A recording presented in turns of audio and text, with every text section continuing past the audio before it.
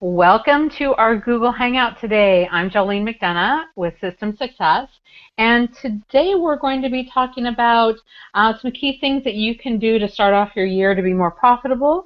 And with me today is Matt Johnson from Vyral Marketing. He is going to be our facilitator and prod me with questions and things that you would probably like to ask.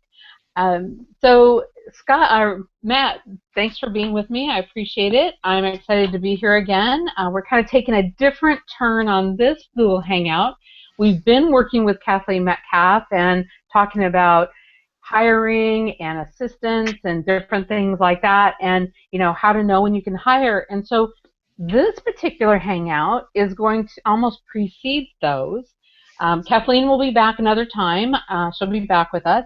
But for the financials, we're going to be talking about how do you know when you can hire, and this is a key piece of knowing where your business is and how to be profitable so that you don't have to worry about not being able to pay that person to grow your business. So why don't we go ahead and start off? So thanks for being with me. I couldn't do this without you. Yeah, I appreciate it. And everybody, if you have any questions, you can submit them right through the question and answer the little app that's on the Google Plus page where you're watching this event, and they will pop up, and I'll be able to bring those questions to Jolene so she can answer them live. So, but we'll just start off, really simply. And Jolene, in your experience with your clients, can you tell us a little bit about just the really big mistake that you see most of the agents that you're working with make in their business that's really affecting their profitability? Oh my goodness. Well, it's not tax time, but it's 1099 time. It's the end of the year. Everybody's setting their goals. One of the biggest profit draining mistakes that I see agents and entrepreneurs do is not tracking and not paying attention to where their money is going and also the things that they're paying for. And what I see is people have a box of receipts that they take to their CPA at the end, probably about April 1st. And then they wonder why their tax bill is so high. So I guess you'd say one of the biggest mistakes is not tracking your business and playing the tax game and really tracking it and trying to know what you're paying for and what you're not paying for. So that's one of the biggest mistakes that I see. Yeah, and how does that, outside of the tax implications, how does that hurt the rest of their business by not knowing and not tracking that information? Well, one of the things that happens is you've got the production going on. If you're not paying attention or you don't have some sort of way of tracking information, what happens is you don't know when you need to make changes or when changes happen to you. So those are some of the things that happen, what happens in your bank accounts and in your reconciliations and things like that. But as your business starts to change, you need to be able to move and make changes as you're going along. And if you're not tracking, how do you know? You're just on a path. There has to be some sort of key indicators. A lot of times people are running their business based on certain key indicators that they may not even know that they're using as key indicators about how their business is doing or not. But how do you trust those key indicators as your business grows, as new people are coming on, or as your business changes? Now, what do you see people using, talking about key indicators, like what do you think there are some things that people are kind of using as key indicators without really realizing it, that's actually leading them astray or maybe not giving them the information they need and enough time to make corrections before it's too late? Well, so when I used to run the company or when I had my office, one of the things that I had my own key indicators of if I knew that how the business was going, and it was almost intuitive, but it was actually not. It was what were the things that I was seeing, so I was visual. One of the things I used was the sales board. I knew as I walked through the office, if the sales board was at a certain point during the month, if I knew it was the 15th of the month and it was only at a certain point, I knew something had to happen to change that. Or if we were having a good month, it was way down the sales board. But when we got rid of the sales boards, then it was like, well, wait a minute, how do I know? And there are other things like as a company and as an owner, I would see the conference room being used. Were the agents using the conference room? It was little things like that. But on a daily basis, I had key indicators. I had my bank balance. I knew exactly what was in the bank. I knew what my pendings were. I knew all those things. So for entrepreneurs or agents, I think it's really important to track those things. And a lot of agents will use their bank balance, or entrepreneurs will use their bank balance, but that's not a clear indicator, because bank balance can be, obviously it's higher before you pay all the bills, so it's really not an indicator. Um, I see people using the sales boards. I see people using um, the number of contacts. I think a lot of different coaching companies do help people understand the production piece, which is how many contacts are you making and how many listing appointments. And those business producing indicators, those are great. But on the back end, we have to create some indicators for the financial part. That Yeah. makes sense? Yeah, exactly. And just in our conversations, you've kind of shared a couple of stories of things that you've seen the results of what happens when you don't track and when you don't just keep an eye on the things like the practical things, your bank balance, your statements and things like that. Can you share a couple of those stories that really explain why that's so important? In regards to the bank balances and things like that, one of the things that I really, when we put the information out and said what are some of the top 3 things you can do, one of those things, and I know entrepreneurs just want to cover their eyes and not pay attention to this, but reconciling your bank account, reconciling your credit card stuff, and at the least, look at them. If you don't balance them, then make sure and look at those things. One of the stories that I told you was I have a client who, I was reconciling her account and she thought she had made this deposit for $3,000. Well, it wasn't there. Well, banks make mistakes. After about 2 weeks, she finally figured out that they deposited that $3,000 into somebody else's account. So stuff happens like that. That's $3,000. Now, this particular client has reserves and, a buffer in there. But, what's happening now is that people are, as we're recovering and as agents are making more money and entrepreneurs making more money, people are not looking at their bank balance every day and watching those expenses going out. And so things like that will slip through. Don't get lax about it. You don't need to check it every day, but check your statements, because not only did that go into a different account, but I've seen where people are getting charged for things on auto renewal or things like that, that's just coming out the bottom of the bucket. I mean, if you manage that stuff and you see that, it, you can actually save yourself a lot of money. And one other situation that I just came across was one of my clients, we hear it on the news about the scanning, like people walking up to your purse or walking up to your pocket and scanning credit cards. That is real. She never lost she never lost custody of her purse or never had anything taken out.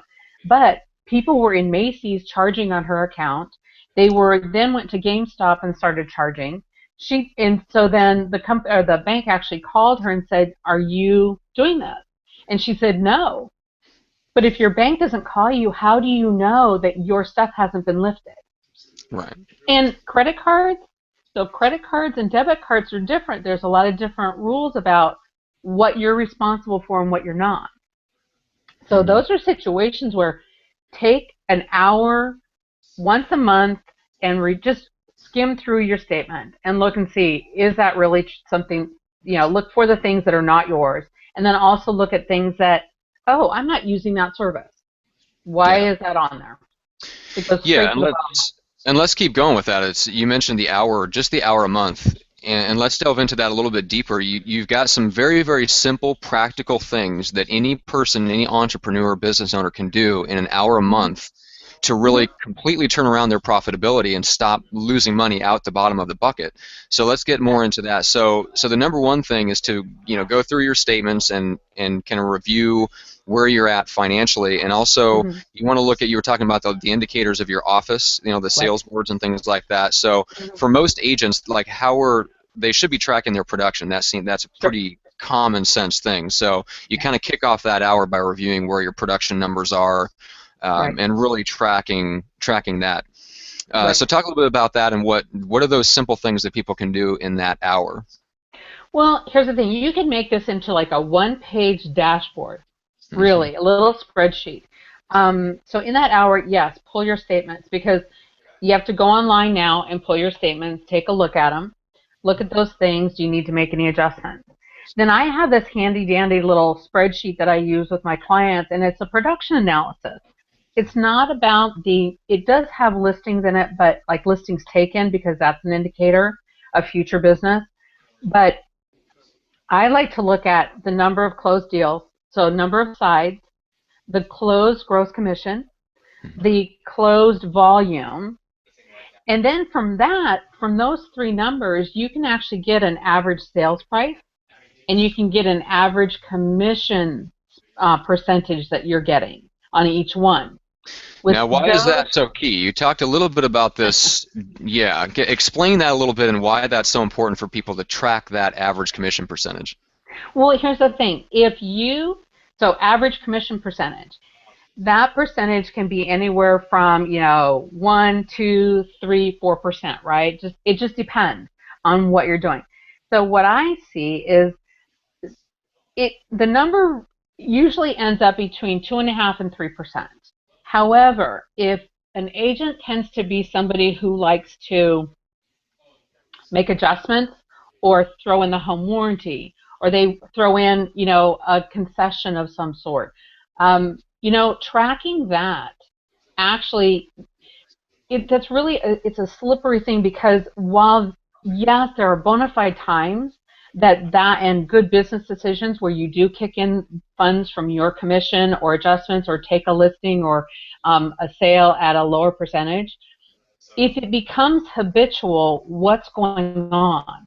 So if it's the knee-jerk reaction of, oh, I'll just kick in $1,000, I'll just kick that in, or I'll just pay for that, it's it really is a disservice to your business because what's happening is it's coming right from your profits. It may not look like it, but if you're tracking that number, if your average commission is around 2% or lower, if it's going up or down, you're going to be able to see is your income at the effect of habits that you have of kicking in or doing things in the name of customer service. And Yeah, and Matt, I and really it want can to be really careful. expose, yeah, it can expose kind of areas where maybe you're not giving great customer service, and then you're having to come on the back and try to make up for it. It seems like Right, that's almost an indicator of that. Maybe there's a right. systemic problem there. Right. And really it's being able to ask the question because like I said, there are definitely, people's business plans or people's culture is that, it just depends on the individual, but it's being able to ask the question, having it actually in black and white, the calculation and being able to say, does that serve my business or can I make a shift? So it's asking that question and it really by tracking it, you can ask the question. Okay. So we've talked about reviewing production, talked about Mm-hmm. reviewing the statement. So there's two out of the three. So the next one that we want to discuss is the lead sources. So explain kind of why that's important and how Okay. you would go about tracking that in that hour a month. So before we go to that, remember that question. There's another piece to that spreadsheet that I use. Hmm. A lot of times agents don't realize that if they increase their average sales price, their income will increase by that. It's a great way to actually have that drop to your bottom line because as your average sales price increases and you can track that, it's definitely going to it will affect their income. Okay. And now is the time to be watching that. If the market is increasing and the average sales prices or average home prices are, increasing in your market area, but your average sales price is staying the same, what's happening? What's happening? Do you see where I'm coming from? It's a way of looking at comparing yourself to the market, and then also it drops to the bottom line because you're increasing your sales price and you're watching what your average sales commission is or your commission is. Can you Hmm. see how that would just immediately drop to the bottom line? Hmm. Yeah, and it's tracking it and knowing it in advance so that you can make corrections and then expose problems that you may not know are there. And we've talked a little bit Right. about this before, how so many people, whether they're agents or business owners, whatever the case is, they tend to maybe operate their business by fingertip feel and kind of an intuition, whereas Mm-hmm. there's a lot of things that can slip through those cracks of just trying to run your business by feel, where you're Yep. getting the wrong you're looking to the wrong things, you're getting the wrong signals, and that's where you're getting your information from. Where you teach just look at the numbers, look at the facts, and you can track these things, and it will tell you things that you don't already know, so you make It's a adjustments. very simple 1, 2, 3 type of things. It's just indicators. You can get really fancy from that, and there's a lot of great software programs out there that will give you that information. But minimum, I'm talking about bare minimum, these are the 3 things you can do in an hour a month. So, yeah. Perfect. So, So, lead generation. we want to keep it really, really simple. So, how would you track, just a drop dead simple way to track where your leads are coming from? Make sure that the vendors that you're paying for are actually giving you the service that you're paying for. Yeah. Well, and that's a good point. So return on investment. We have a lot of different vendors that are saying, hey, I've got leads for you. It's $1,000 a month or $200 a month or whatever it is, or I'm going to make you a special client, a VIP, whatever. How do you know that you're actually getting a return on that source, that lead source? So one of the things you can do is just keep track of your closing, and keep track of in your closing data. It can on that that spreadsheet of 123 Main Street closed, and this is where the lead came from. Just very simple. Keep it in Google Drive or someplace where you just, when something closes, have your assistant put it up there. Then you can actually go back and say, over like the last year or 6 months, oh, I took on that new service that I'm paying $2,500 a month for. All right, and I've gotten 3 leads from it. You literally can say, so those leads turned into closing, and that's my return on investment. Then you get to make a choice, do I stay with that service or not? And that's when I talked about, reviewing your statements, those are little ticklers that say, hey, I need to watch those numbers and make sure that I'm following up to make sure that that new service is profitable or not.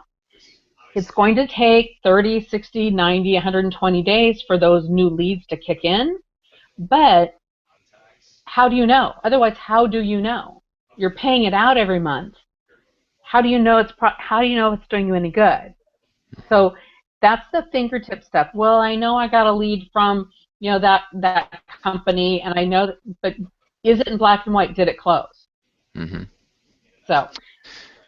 Yeah, and you've said something interesting before that I want to bring up to everybody, which is as your income grows, there's actually more places for those for the errors to hide. How do you phrase that, and what do you mean by that? We just get comfortable. We get comfortable, and it happens to me too. It's like if you're not watching, it's like if you're doing well, you stop watching those pennies, but you don't want to necessarily watch the pennies all the time. You hear the penny pincher or the bean counter or whatever, but there's a balance in there of doing good business and having good business habits, which is, being accountable for the money that's going out the door and not wasting it. So yeah, we just get really lax because we get comfortable and go, okay, I'll look at it tomorrow. I don't have to watch that balance, or I can still write that check.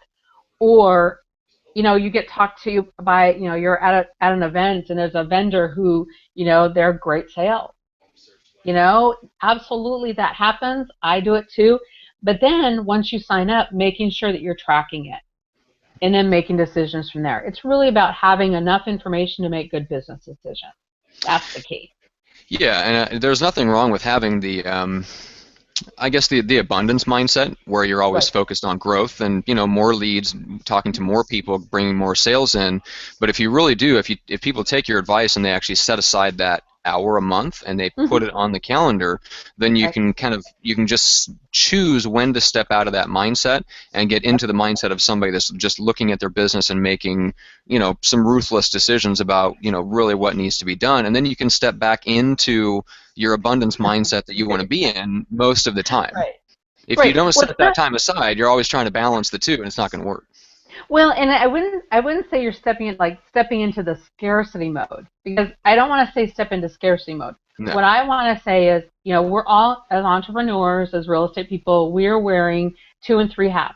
there's three hats. There's the visionary, there's the financial, and then there's the manager. So, the manager we talked about before on, with people. That's the people in the leadership. So the CFO, if you just step in and say, okay, I'm putting on the CFO hat for that window of time. Look, I get numbers and all this stuff can just be so dry and it can be a real pain. A lot of entrepreneurs would just rather not look at it. However, if for an hour a month you put on that CFO hat, literally, you will save enough money to, hey, I'll go out and buy a new pair of shoes. Are you kidding? Or I'll go out and find something really fun to do. And give yourself, if you find some of that stuff, treat yourself to it, reward yourself for it. But there is that CFO hat that you have to wear as a business owner. Because also, otherwise, it's not going to grow. It really isn't going to grow. Yeah. So if you as a visionary have done all this work and, all this production is coming in and you're tracking leads and you're setting up all these referral programs and the production is going up, transactions and business is going up, but there's a hole at the bottom of the bucket, what good is that? Mm-hmm. Yep, it just forces you to work that much harder on that end of the business, and nothing is ever, it's never going to be enough because you're not keeping enough of what you're bringing in. Right, and once that stuff is out of the bottom of the bucket, you can't get it back. And I am sure that there is a lot of people like me that look back over the past 5 years and go, why did I spend that money there? Why did I spend, or what if I had made a different choice about that? So it's being proactive and actually asking that hard question. And, you can still pay for that stuff and you can still allow that stuff to, get that, get a new service or whatever. I'm not saying not do that, but it's an informed decision, just tracking it. Yeah, exactly. And let's get into, there was something really interesting that you pointed out that I wanted everybody to know about. When we're talking about your experience, running a team in the past, there was a time period out of the month where you felt like tended to be slower, and it was a great time to step back, and it was something that I haven't heard anybody else really bring that up. So tell us about that. Well, it's really interesting. So in running a big company, obviously I ran all the financials, and I had to manage a budget. It was a huge budget. It was a huge budget. And so even when you're running a huge budget, you still have to manage the trending and make sure you have reserves and make sure things are happening. And what I found was there was the second week of the month tended to be the down month. So all the closings tend to end up at the end of the month, and then they fall over and all the dust settles the first week of the month. So then what happens is the second week of the month is okay, dust is settled, now where are we? And that was just my experience, and I see it with some of my clients as well, is the second week of the month tends to be the down month of energy, the rush of getting all the end of the month closings done, and then the momentum shifts and goes towards the end of the next month. So that's really a great month, a great week to do some of this planning because, number one, your bank statements will be available. You can print them or you can take a look at them, and it's a little quieter, but scheduling it like the second week of the month works. So that's just been my experience. I just find it seems to be universal, so, especially with the type of business that we're in, the real estate industry. Yeah, exactly. And that's what caught me off guard is that with so many people that we work with being team leaders and entrepreneurs, and yeah, it was very interesting that I hadn't heard anybody talk about just the different energy level throughout the month. Well, think about it. When do most when the financials are done, it's usually by the 10th of the month, if you're in a big corporation or you're in a larger business, most bosses and most visionaries will want their stuff by the 10th of the month, second week of the month. You close out the books for the previous month. So it's like this cycle that goes along. So the second week of the month, usually the 10th of the month is in the second week of the month all the time. So if you maybe say, okay, the 10th of every month, I'm going to look at this. But find that system, find that habit of being aware of it. Because once you're aware of those changes, it is amazing how much information will show up and become apparent to you. So I mean, even in my business, I've got to do it too. So Yeah. it's really interesting. So. Well, we've got a few minutes left, so let's talk about just some of the simple practical things. If you wanted somebody to walk away from this event with just a couple of things that they want to implement maybe over the next 1 or 2 months, Okay. what would those two things, what would they be? Okay. The first thing would be review your bank statement. Well, first of all, hopefully everybody has a separate business account. I didn't even say I didn't think about that. Okay, so making sure everybody has a separate business account, so all of your business income goes into one account and all of your business expenses come out of that account. And then you transfer your money into your personal, but keeping that separate. So number one, make sure you have your own business account. Number two is reviewing the statement. That, and then also your credit card statement. Don't forget about those. So reviewing that, PayPal, credit card statements. That's the biggest thing. The other thing is taking a look at your production. Having just a small little spreadsheet that says, this is the number of sides I closed this month, this is the volume, this is the gross commission income, and then identify what my average sales price is and what my average commission is. Excellent. And So before we go, I want you to touch a little bit on why that's so important on the hiring end and how that can really sabotage or derail your hiring efforts when you don't have those things tracked and that information in hand.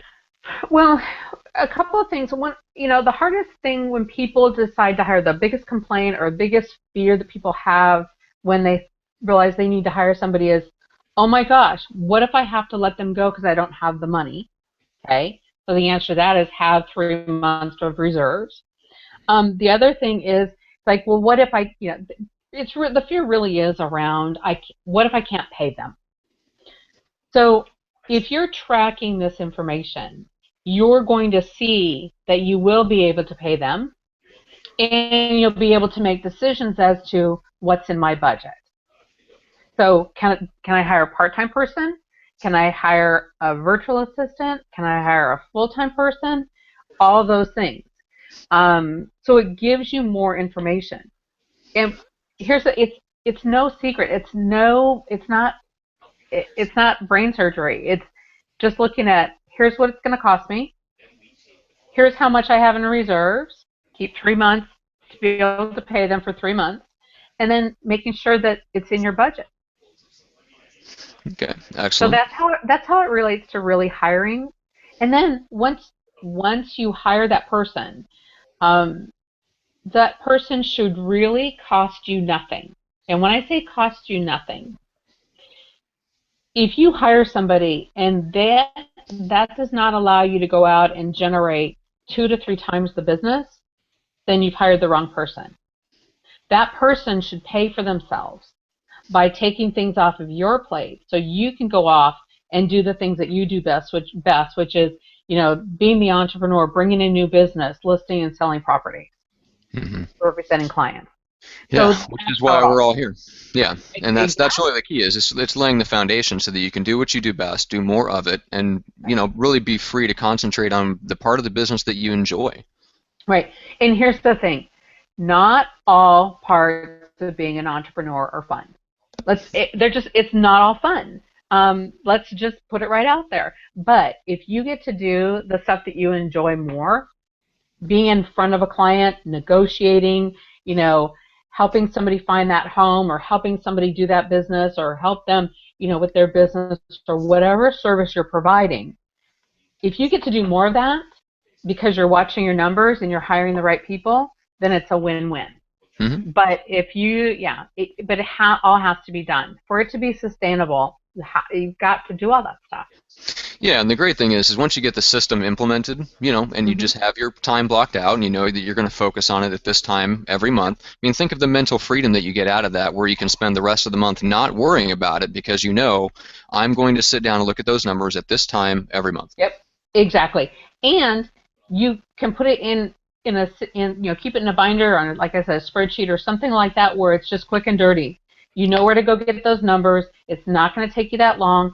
Take a look at it and off you go. You know it's done. There's no more of that brain space being taken up with, oh my gosh, what about this? Oh my gosh, what about this? Or waking up in the middle of the night saying, okay, what about this?